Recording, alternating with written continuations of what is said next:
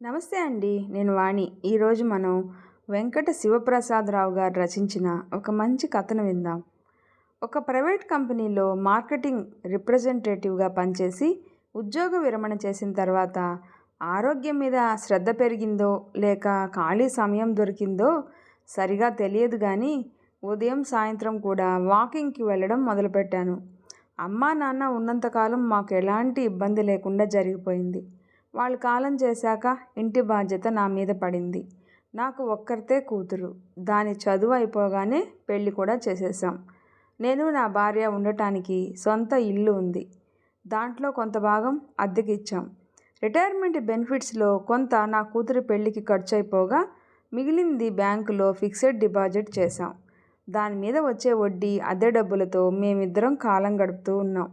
అంతవరకు బాగానే ఉంది. కానీ ఆ ఊళ్ళో మీరిద్దరు ఒంటరిగా ఉండటం ఎందుకు? ఆ ఇల్లు అమ్మేసి మీరు కూడా మా దగ్గరికి వచ్చేయకూడదు నాన్న అంటూ మా అమ్మాయి ఒకరోజు ఫోన్ చేసింది. ఇక్కడ మాకు బాగానే ఉంది కదమ్మా అన్నాను. మీలో ఎవరికైనా ఒంట్లో బాగా లేకపోతే రెండో వాళ్ళకి చేసే ఓపిక లేదు కదా. ఇక్కడ నాతో కలిసి ఉండటం ఇష్టం లేకపోతే వేరే ఇల్లు అద్దెకి తీసుకొని ఉండవచ్చు. నేను మీకు దగ్గరగా ఉంటే సాయం చేయడానికి నాకు వీలుగా ఉంటుంది అంది మా అమ్మాయి. అవుననుకో, కానీ ఇప్పుడు మా ఆరోగ్యాలకి ఏమీ ఇబ్బంది లేదు కదమ్మా. అంతగా అవసరం వచ్చినప్పుడు చూద్దాంలే అని తోసిపుచ్చాను. ఈ విషయంలో మా ఆవిడికి ప్రత్యేకమైన అభిప్రాయం లేకపోవడంతో ఆ తలనొప్పి నాకే చుట్టుకుంది. పట్టు వదలని విక్రమార్కుడిలా 4 రోజుల తర్వాత మళ్ళీ మా అమ్మాయి ఫోన్ చేసింది. ఈ వారు బ్రహ్మాస్త్రం సంధించింది. అదేమిటంటే, ఇక్కడికి రావడం మీకు ఇష్టం లేదేమో అంటున్నారు మీ అల్లుడు గారు అంది. అబ్బే, అదేం లేదమ్మా. మా వల్ల మీకు ఇబ్బంది కలుగుతుందని ఆలోచిస్తున్నాం అంతే అన్నాను నసుగుతూ. మేము ఉండేది మద్రాసులో, వాళ్ళు ఉండేది హైదరాబాదులో. నేను పుట్టింది పెరిగింది ఇక్కడ మద్రాసులోనే. నాన్నగారి ఉద్యోగం కూడా ఇక్కడే. ఆయనే సొంత ఇల్లు అమర్చుకున్నారు. నా చదువు ఉద్యోగం అన్నీ మద్రాసులోనే కావడంతో మరో చోటుకు వెళ్ళే అవసరమే లేకపోయింది. మా అమ్మాయి పెళ్ళయ్యాక అల్లుడు గారి ఉద్యోగం హైదరాబాదులో అవడం వల్ల వాళ్ళు అక్కడ కాపురం పెట్టారు. వాళ్ళకు కొడుకు కూడా పుట్టాడు. మా తదనంతరం మద్రాసులో ఈ ఇల్లు, బ్యాంక్ బ్యాలెన్సు మా అమ్మాయి అమలకే చెందుతుంది. మా ఆవిడ నగా నట్రా కూడా దానికే కదా. నాకు మద్రాసు వదిలి ఎక్కడికి వెళ్ళడం ఇష్టం లేదు. మేము అక్కడికి వెళితే మేము వాళ్ళ ఇష్ట ప్రకారం నడుచుకోవాలి.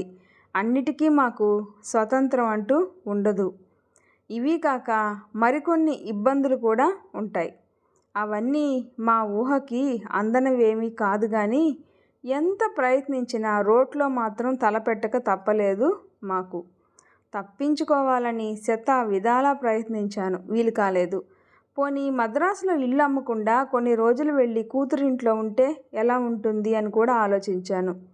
అలా మీ అల్లుడు గారికి ఇష్టం ఉండదు నాన్న అంటూ తనే ముందర ఆయనతో సంప్రదించకుండా చెప్పేసింది నా కూతురు.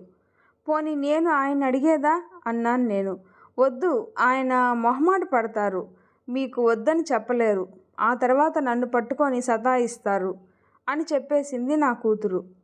దానికి కడుపు వచ్చినప్పుడు మాత్రం పురిటికి మద్రాసు రావే అంటే మా ఆయనకి ఇబ్బంది అవుతుంది, అమ్మని ఇక్కడికే పంపండి అని మొహమాటం లేకుండా చెప్పేసింది. అప్పుడు నేను సర్వీసులోనే ఉన్నాను. మరి నా ఇబ్బంది గురించి తను ఆలోచించలేదు. 2 పురుళ్ళు పుట్టింటి వాళ్ళే పొయ్యాలి కదమ్మా అని నేనంటే, అదేదో ఇక్కడే పోయొచ్చుగా, ఎలాగూ ఖర్చు మీరే పెడతారుగా అంది తెలివిగా. ఆ హాస్పిటల్ వ్యవహారాలన్నీ మీ అమ్మ ఒక్కరితే చూసుకోలేదు కదమ్మా అంటే, పురిటి సమయానికి మీరు సెలవు పెట్టి రండి అని ఒక ఉచిత సలహా పడేసింది. ఇక తప్పలేదు నాకు. నా భార్య ముందుగా వెళ్ళింది. పురుడొచ్చాక నేను వెళ్ళాను. పాపం నా భార్య ఒక్కరితే ఆ హాస్పిటల్కి ఇంటికి తిరిగింది. పురుడు నార్మల్గా రావాల్సిందే, కానీ మల్టీ స్పెషాలిటీ హాస్పిటల్ వాళ్ళు మాత్రం డబ్బులు గుంజడానికి మమ్మల్ని భయపెట్టేసి సిజేరియన్ చేశారు. హాస్పిటల్ ఖర్చులు, నామకరణం ఫంక్షను ఖర్చులు అన్నీ మేమే భరించాం. మా వంశంలో మా తాత ముత్తాతల దగ్గర నుంచి అందరికీ ఒక్కరే సంతానం. ఆ విషయం నాకు మా నాన్న చెప్పారు. ఆయనకి వాళ్ళ నాన్న చెప్పారట. 2-3 తరాల నుండి మా వంశంలో ఆడపిల్లలు పుట్టడం లేదు. నాకు కూతురు పుట్టేసరికి మా నాన్న ఎంతో సంతోషించారు. కానీ మా వంశం నాతో ఆగిపోతుంది అని ఆయన ఊహించలేదు. నేను ఈ విషయాలన్నీ ఏదో ఒక సందర్భంలో మా అమ్మాయికి చెప్పాను. తనకి పుట్టిన కొడుకు మా వంశాంకురం కాదుగా, పోనీ వీణ్ణి మీరే దత్తత తీసుకోండి నాన్న అంది నా కూతురు నవ్వుతూ. దానిలో గూఢార్థం నేను గ్రహించాను. మరి మీకో అంది మా ఆవిడ అమాయకంగా. మేం మళ్ళీ కంటాం, ఎలాగూ మీరు రెండో పురుడు కూడా పొయ్యాలిగా అంది అమల. అదిగో అప్పటినుంచి దాని గురించి ఎప్పుడు ఎక్కడ మాట్లాడినా నా కూతురు అని చెప్పడం మానేసి అమల అని చెప్పడం మొదలుపెట్టాను. నువ్వు మళ్ళీ అంత కష్టపడొద్దు, ఆ ఖర్చు కావాలంటే నీ అకౌంట్లో జమ చేస్తాను. ఈ కాలంలో ఒక్కళ్ళని పెంచడమే కష్టంగా ఉంది. వీడిని బాగా చదివించి పెంచి ప్రయోజకుడిని చేయండి చాలు అన్నాను నేను. ఆ మర్నాడే మేమిద్దరం మా ఊరికి బయలుదేరాం. అమ్మని మరో 2-3 నెలలు ఇక్కడ ఉంచకూడదా నాన్న అంది అమల. అందులో నాకు అభ్యర్థన వినిపించలేదు. లేదమ్మా, నాకు అక్కడ ఇబ్బందిగా ఉంది అన్నాను నేను పొడిగా. పోనీ మీరు లాంగ్ లీవ్ పెట్టి మీరు కూడా ఇక్కడ ఉండొచ్చు కదా అని అడిగింది అమల. దాని అవసరం నాతో కాదు, వాళ్ళ అమ్మతో, దాని చాకరీ కోసం. అలా వీలుండదమ్మా, మరో 2 ఏళ్లలో రిటైర్మెంట్ ఉంది కదా అంటూ అమల కోరికని సున్నితంగా తోసిపుచ్చాను. మేం వెళ్ళడం తప్పదు అని చెప్పాను. అది ఎంతైనా నా కూతురే, కానీ పెళ్ళైన తర్వాత అది పూర్తిగా స్వార్థపరురాలైపోయింది. బహుశా అందరూ ఆడపిల్లలు అలాగే ఉంటారేమో, నాకు అనుభవం లేదు. వాళ్ళ ఆయన్ని అది చెప్పు చేతల్లో ఉంచుకుందేమో అనిపిస్తుంది. ఇద్దరూ ఒకే మాట మీద ఉండడం మంచిదే, కానీ అతిగా పోతే అనర్థాలకి దారితీస్తుందని తెలుసుకునే వయసు దానికి లేదు. అందువల్ల ఇతరులు ఇబ్బందులు పడతారని తెలియదు దానికి. పర్యవసానం ఎటు దారి తీస్తుందో వేచి చూడాల. ఆ తర్వాత నేను రిటైర్ అయ్యాను. అమల పోరు ఎక్కువైపోయింది. ఎందుకంటే వాళ్ళ సొంత అపార్ట్మెంట్కి కట్టవలసిన అప్పు వాళ్ళ ఆయన ఒక్కడి వల్ల సాధ్యపడటం లేదంట. తను కూడా ఉద్యోగం చేయాలని వాళ్ళ ఆయన అన్నాడట. తను కూడా ఆఫీస్కి వెళ్ళిపోతే పిల్లవాడిని చూడటానికి అమ్మ ఉంటే బాగుంటుందని అమల ఆలోచనే మా ఊరు మార్పిడికి కారణము అని తెలుసుకున్నాను. ఇల్లు అమ్మకానికి పెట్టాను. సరైన ధర వస్తే అమ్మేసి అప్పుడు వస్తాం అన్నాను. ముందు మీరు ఇల్లు ఖాళీ చేసి సామాన్లతో వచ్చేయండి. మా అపార్ట్మెంట్ దగ్గరలో వేరే అపార్ట్మెంట్లో ఒక 3 బెడ్రూమ్ ఫ్లాట్ ఖాళీగా ఉంది. అడ్వాన్స్ కూడా ఇచ్చేయమని మీ అల్లుడు గారితో చెప్పాను. ఇల్లు అమ్మకం గురించి తర్వాత ఆలోచించుకోవచ్చు అంది అమల. మేము ఆలోచించడానికి కూడా సమయం ఇవ్వలేదు. మేము కబురు పెట్టకుండానే ఆ మర్నాడు ప్యాకర్స్ అండ్ మూవర్స్ మనుషులు వచ్చి హైదరాబాద్ నుండి మేడం మా ఆఫీస్కి ఫోన్ చేసి చెప్పారు అంటూ మా ప్రమేయం లేకుండానే సామానంతా ప్యాక్ చేసి తీసుకెళ్ళిపోయారు. మేము కట్టుబట్టలతో మిగిలాం ఆ ఖాళీ చేసిన ఇంట్లో. ఆ రాత్రి అద్దెకున్న వాళ్ళ ఇంట్లో గడిపి ఆ మర్నాడు హైదరాబాద్ బయలుదేరాం. మాకు చెప్పా పెట్టకుండా వాళ్ళని పంపేశావు అని హైదరాబాద్ చేరిన తర్వాత నా కూతుర్ని అడిగాను. మీకు శ్రమ లేకుండా ఉండాలని అంది అమల. కొత్తింట్లో సామాను పడేసి పోయారు వాళ్ళు. ఇల్లు భోషాణంలా ఉంది. ఉండేది మేమిద్దరమే. ఎందుకమ్మా అంత ఇల్లు, పైగా అద్దె కూడా ఎక్కువే అన్నాను. మాకు దగ్గరలో అంతకన్నా మంచి ఇల్లు దొక్కవులో దొరకలేదు అంది అమల. అదిగో అప్పటినుంచి మా పాటలు మొదలయ్యాయి. వయసులో ఉన్నప్పుడు శక్తి ఉంటుంది, వార్ధక్యంలో విశ్రాంతి ఎంతైనా అవసరం. మా మనవడికి 3వ ఏడు పుట్టినరోజు గ్రాండ్గా జరిపారు. మాకు తోచిన బహుమతి మా తాహతుకి తగ్గది కొనిచ్చాం. తాతగారు ఎలాంటి బహుమతి ఇచ్చారో అంటూ అమల స్నేహితురాలు మేమిచ్చిన బహుమతి అమల చేతిలోంచి లాక్కొని మా అందరి ముందే విప్పేసింది. ఓష్ ఇదా అంటూ పెదవి విరిచింది. అందరి ముందు మా తల కొట్టేసినట్లయింది. నేను నా భార్య మౌనంగా నిలబడిపోయాం. అమల మమ్మల్ని సమర్థిస్తుందేమోనని ఎదురు చూశాం. అమల మా అల్లుడు మొహాలు ముడుచుకున్నారు. ఆ తర్వాత పార్టీ మామూలుగా జరిగింది. మేమిద్దరం దూరంగా వెళ్ళిపోయాం. అనేకంటే మమ్మల్ని అక్కడెవరూ పలకరించలేదు. వాళ్ళ సంతోషం వాళ్ళదే. మేం మాత్రం దూరం నుండే గమనించాం. మా ఉనికి వాళ్ళకెవ్వరికీ తెలియనట్లే అక్కడ వాళ్ళు ప్రవర్తించారు. ఆ తర్వాత కూడా 4 రోజులు ఏవో సెలవులు రావడంతో అమల మాకు ఫోన్ కూడా చేయలేదు. 5వ రోజు వాళ్ళు ఆఫీస్కి వెళుతూ పిల్లాడిని పని మనిషి చేత మా ఇంటికి పంపింది. మళ్ళీ వాడి బాగోగులన్నీ మావే. స్కూల్ బస్ ఎక్కించడం, సాయంత్రం రాగానే బట్టలు మార్చి తాగడానికి పాలివ్వడం, వాళ్ళ అమ్మ వచ్చే వరకు వాడిని మా దగ్గరే ఆడిస్తూ ఉంచడం అంతా మామూలుగానే జరిగేవి. పని మనిషి వచ్చి పిల్లాడిని తీసుకెళ్ళేది. ఓ నెల రోజుల తర్వాత అనుకుంటాను, అమల భర్త ఫోన్ చేశాడు. మీ అమ్మాయికి ఫీవర్, ఒకసారి అత్తయ్య గారిని పంపండి అంటూ. అమలకి శుశ్రూషలు చేయడానికి మా ఆవిడ గాబరాగా వెళ్ళింది. ఆ మర్నాడు నేను కూడా వెళ్ళాను. 3వ రోజు అమల లేచి కూర్చుంది. ఇప్పుడు ఎలా ఉందమ్మా అని అడిగాను. మీరు అలాంటి గిఫ్ట్ తేకుండా ఉంటే బాగుండేది అంది నా ప్రశ్నకి జవాబు చెప్పకుండా. అసలు నేను ఆ విషయమే మర్చిపోయాను. మీ అల్లుడి గారికి నలుగురిలోనూ తల తీసేసినట్లు అయింది. మాకు చెప్తే మీ తరపున మంచి గిఫ్ట్ మేమే కొని మీ పేరున చదివించేవాళ్ళంగా అంది. నేను మాట్లాడలేదు. మాట్లాడితే అది మామూలుగా సాగదు. వాదోపవాదాల వల్ల లాభం లేదు. అలాగని నన్ను నేను సమర్థించుకోవడం కూడా అప్పటి పరిస్థితిలో మంచిది కూడా కాదు. నాకు మౌనమే శరణ్యం. ఆ తర్వాత మా రాకపోకలు యాంత్రికమే. పచ్చళ్ళు, కూరలు మా ఆవిడ పంపుతూనే ఉండేది గిన్నెల నిండుగా. అట్నుంచి ఖాళీ గిన్నెలు తిరిగి వచ్చేవి. కూతురికే ఇస్తున్నాం అని సరిపెట్టుకునేది మా ఆవిడ. కానీ నేను మాత్రం సమాధాన పడలేదు. రోజు 2 పూటలా నేను ఇక్కడ కూడా మానకుండా వాకింగ్ చేస్తూ ఉన్నాను. మరో 2 ఏళ్ళు గడిచిపోయాయి. ఆర్థికంగా నాకు ఖర్చులు తట్టుకునే శక్తి లేకపోయింది. మా ఇల్లు అమ్మకానికి పెట్టాం, కానీ అనుకున్నంత రేటు రాలేదు. ఓ ఫ్లాటు హైదరాబాదులోనే నా పేరున కొన్నాను. కానీ అది మేము ప్రస్తుతం ఉన్నదానికి దూరంగా మా అమ్మాయికి నచ్చిన ఏరియాలో దొరికింది. మేము అక్కడికి వెళ్ళే ప్రసక్తే లేదు. అందుకే అది అద్దెకి ఇచ్చేసాం. అద్దె తక్కువే. మేము మాత్రం తప్పనిసరి పరిస్థితుల్లో ఆ ఖరీదైన అద్దె ఇంట్లోనే ఉంటున్నాం, ఇష్టం లేకపోయినా. ఇల్లు కొనగా మిగిలిన డబ్బు బ్యాంకులో డిపాజిట్ చేసుకున్నాం. నేను మరింకా వేటి గురించి ఆలోచించడం మానేశాను.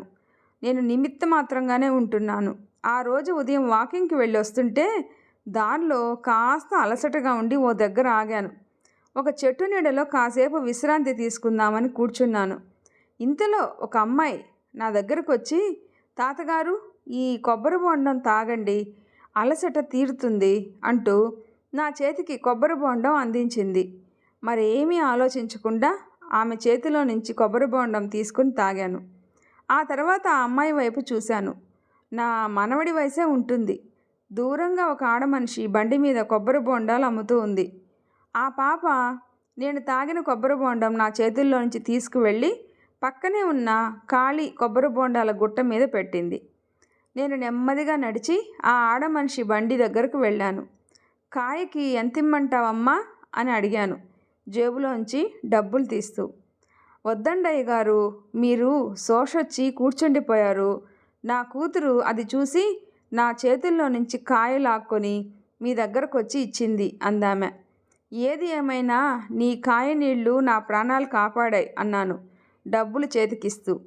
50 రూపాయల నోటు నా చేతుల్లో నుంచి అందుకొని గల్లాపెట్టెలో వేస్తూ, కాయ 15 రూపాయలు, ఇదిగో తాతగారు మిగిలిన 35 రూపాయలు అంటూ లక్ష్మి నా చేతికిచ్చింది. రెక్కాడితే గాని డొక్కాడిని బతుకులు పాపం వాళ్ళవి. పాపని చదివించడం లేదా అడిగాను. 2వ క్లాస్ చదువుతుంది బాబు, స్కూల్ లేనప్పుడు నాకు సాయం చేస్తూ ఉంటుంది అంది ఆమె. నా మనవడి కన్నా 1 క్లాస్ తక్కువ. బండి దగ్గర జనం లేరు. ఆ పాప బండి వెనకాలతల ఒక బెంచి మీద కూర్చొని చేతిలోకి పుస్తకం తీసుకుని చదువుకుంటూ ఉంది. ఆ పిల్లను చూస్తే ముచ్చటేసింది.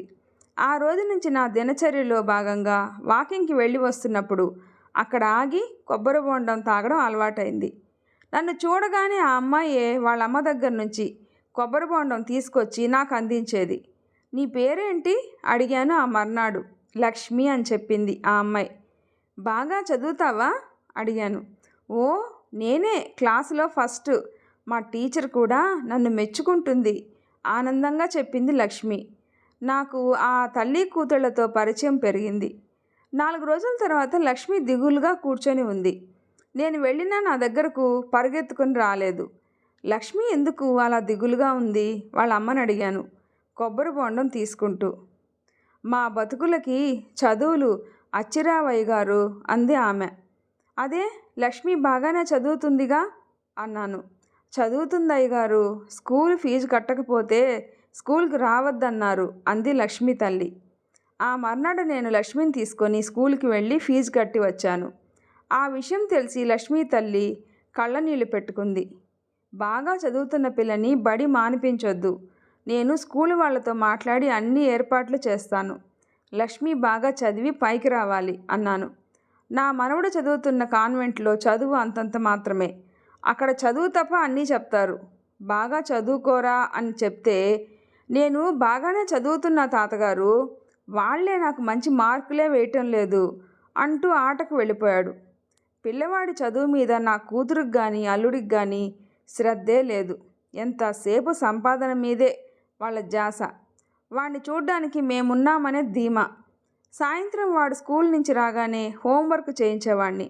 వాడికి అలా హోంవర్క్ చేయడం ఇష్టమే లేదు. ఏదో మొక్కుబడిగా చేసి ఆటలకి పరిగెత్తి వెళ్ళిపోయేవాడు. పిల్లాడు ఆడుకోకపోతే ఆరోగ్యం పాడైపోతుంది నాన్న అంటూ ఆ మర్నాడు నా కూతురు ఫోన్ చేసి మరీ చెప్పింది నాకు. వాడు నా మీద వాళ్ళమ్మకి ఫిర్యాదు చేసినట్టున్నాడు. మీకెందుకు మధ్యన, మీరు ఊరుకోండి అంది నా భార్య ఆ విషయం విని. అలా గాలికి వదిలేస్తే చదువెలా వస్తుంది? విసుక్కున్నాను నాలో నేనే. వాళ్ళకి ఆ మాత్రం తెలీదా? మార్కులు తక్కువగా వస్తే వాళ్ళే దిద్దుకుంటారు అంది నా భార్య. అయినా నేను సర్ది చెప్పుకోలేకపోయాను. వాడికి బలవంతంగా సాయంత్రం పూట చదువు చెప్పే ప్రయత్నం చేస్తూనే ఉన్నాను. వాడు ముళ్ళ మీద కూర్చున్నట్లు ఉండేవాడు. తాతగారింటికి నేను వెళ్ళను అని వాళ్ళ అమ్మతో ఒకసారి అన్నాడట.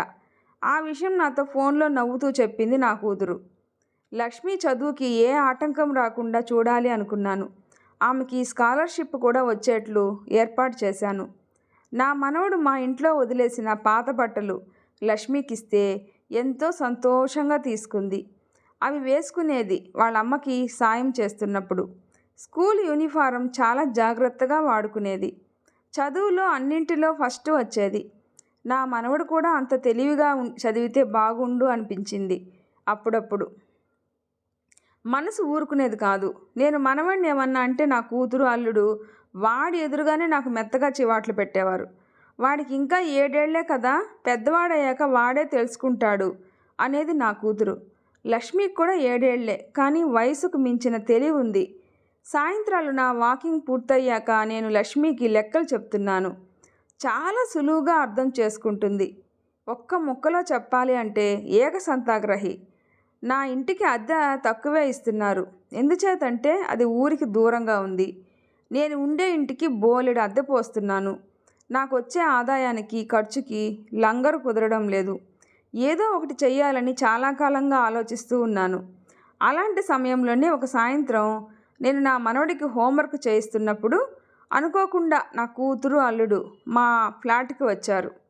మా ఆవిడ వాళ్ళిద్దరికీ బోలెడు మర్యాదలు చేసింది. చేస్తున్న లెక్క రాక నా మనవడు బుర్ర గోక్కుంటున్నాడు. 7 ఏళ్ళు ఎంతరా అని అడిగాను తెలుగులో. వాడికి అర్థం కాలేదు. అదే ఇంగ్లీష్లో అడిగాను. అది తెలిస్తే వాడు ఆ లెక్క సులువుగా చేయగలడు. వాడు చెప్పలేకపోయాడు. ఇదే లెక్క నిన్న లక్ష్మి చాలా సులువుగా చేసేసింది. అప్పుడు నాకెంతో ఆనందం వేసింది. ఇప్పుడు వీటిని చూస్తుంటే బాధ కలుగుతుంది. ఇంత చిన్న లెక్క చేయలేకపోతే ఎలారా? బాగా చదివి పైకి రావాలరా అన్నాను నేను బాధగా. మీరంతా పైకి వచ్చారు మావయ్య గారు అన్నాడు నా అల్లుడు నవ్వుతూ. ఆ మాటకి నేను నా కూతురు వైపు చూశాను, ఆమె ఏమంటుందోనని. ఆమె తన భర్తని సమర్థిస్తూ పక్కపక్కా నవ్వింది. అప్పుడే నిర్ణయించుకున్నాను, నా సొంతిల్లు ఖాళీ చేయించి నేను అక్కడికే వెళ్ళిపోవాలి అని. ఈ స్టోరీ మీకు నచ్చినట్లయితే ప్లీజ్ లైక్ చేసి షేర్ చేయండి, సబ్స్క్రైబ్ చేసుకోండి. స్టోరీ ఎలా ఉందో తప్పకుండా కామెంట్ చేయండి. Thanks for listening.